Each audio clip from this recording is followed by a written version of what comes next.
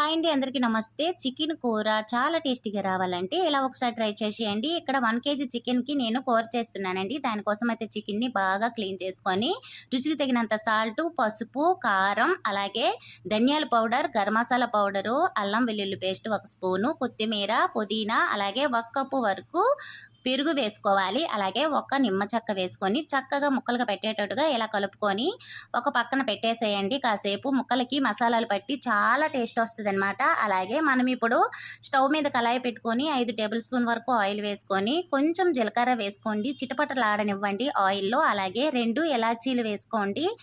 ఇప్పుడు మనము సన్నగా తరిగిన ఉల్లిపాయలు వేసుకుందామండి. ఒక 5, 6 ఉల్లిపాయలు వేసుకోండి. గ్రేవీ కోసం అనమాట. చిక్కగా గ్రేవీ రావాలనుకున్నప్పుడు మనము ఉల్లిపాయలు ఎక్కువ వేసుకుంటే బాగుంటుంది. ఇప్పుడు 2 పచ్చిమిరపకాయలు కూడా వేసుకొని చక్కగా ఉల్లిపాయలని బ్రౌన్ కలర్ వచ్చేంత వరకు బాగా వేపుకోండి. ఉల్లిపాయలు బాగా వేగిపోవాలండి. ఇప్పుడు మనం కలిపి పెట్టుకున్న చికెన్ వేసుకోవాలి. ఇలా వేసుకొని మనము కలుపుకొని మూత పెట్టుకోవాలండి. ఇక్కడ నాకు కళాయి పట్టలేదు, వేరే కళాయిలో తీసుకుందామండి. కేజీ కాబట్టి కొంచెం చిన్న కళాయి అయిపోయింది. ఇలా చక్కగా ఒకసారి కలుపుకొని ఒక 6 నుంచి 7 నిమిషాల వరకు కుక్ చేసుకోండి. మూత పెట్టుకొని చిన్న మంట పైన దీనిలో నుంచి వాటర్ ఊరేంత వరకు కుక్ చేయండి. చాలా ఎక్కువ వాటర్ వస్తుందన్నమాట దీనిలో నుంచి. నేనైతే ఇక్కడ కళాయి చేంజ్ చేశానండి. ఇక్కడ నేను 7 నిమిషాలు ఉడికించానమాట. చూశారు కదా ఎంత చక్కగా ముక్కలైతే సాఫ్ట్గా ఉడికిపోయాయి. ఇప్పుడు 3 టమోటాలు మిక్సీలో వేసుకొని దాని పేస్ట్ని వేసుకొని మరో 2 నిమిషాలు 3 నిమిషాలు ఉడికించుకోండి. మూత పెట్టుకొని చిన్న మంట మీద ఉడికించాలి. చాలా బాగుంటుందండి. చిన్న చిన్న ఫంక్షన్లో మనము చికెన్ కూర వేస్తారు కదా, అలా ఉంటుందన్నమాట. చిక్కటి గ్రేవీతో చపాతీ, బిర్యానీ దేనిలోకైనా చాలా బాగుంటుంది. చక్కగా 3 నిమిషాలు అయిపోయిన తర్వాత దీనిలో కొంచెం వాటర్ వేసుకోండి.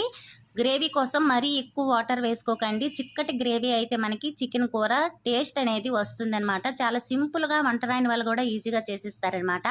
చూశారు కదా, ఇక్కడ మరో 3 నిమిషాలు మూత పెట్టుకున్న తర్వాత మనము దీనిలోకి చికెన్ మసాలా పౌడర్ వేసుకుందామండి. చాలా బాగుంటుంది ఈ చికెన్ మసాలా అయితే.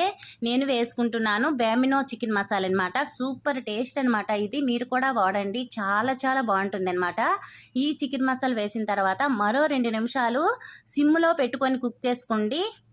టేస్ట్ అయితే అదిరిపోద్ది అనమాట. మీరు ఒక్కసారి ట్రై చేసి మీకు ఎలా వచ్చిందో నా కామెంట్ సెక్షన్లో తెలపండి. ఇప్పుడు మనము దీనిలో కొంచెం కొత్తిమీరని వేసుకుందామండి లాస్ట్లో దించే ముందనమాట. చూసారు కదా, ఎంతో టేస్టీగా చికెన్ కూర రెడీ అయిపోయింది. మీరు కూడా తప్పకుండా ట్రై చేయండి. మీకు ఎలా వచ్చిందో నా కామెంట్ సెక్షన్లో తెలపండి. ఈ వీడియో నచ్చితే లైక్ చేసి సబ్స్క్రైబ్ చేయండి.